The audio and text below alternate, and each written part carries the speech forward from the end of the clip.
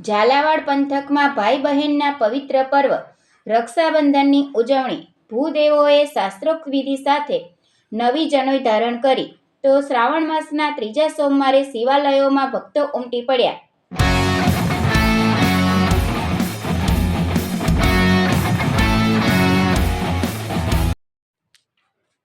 સુરેન્દ્રનગર શહેર સહિત સમગ્ર ઝાલાવાડમાં રક્ષાબંધન પર્વની ઉમંગભેર ઉજવણી કરવામાં આવી હતી. બહેનોએ પોતાના ભાઈને રાખડી બાંધી તેના ઉજ્જવળ ભવિષ્ય, સુખ સમૃદ્ધિની કામના કરી હતી. ભાઈઓએ પણ બહેનને રક્ષાનું વચન આપ્યું હતું. વિવિધ શાળાઓ, સંસ્થાઓમાં પણ રક્ષાબંધન પર્વ ઉજવાયું હતું. શ્રાવણ માસનો ત્રીજો સોમવાર પૂનમ અને રક્ષાબંધનના અદ્ભુત સંયોગે વિવિધ શિવ મંદિરોમાં મહાદેવજીના દર્શન માટે ભાવિકો ઉમટી પડ્યા હતા.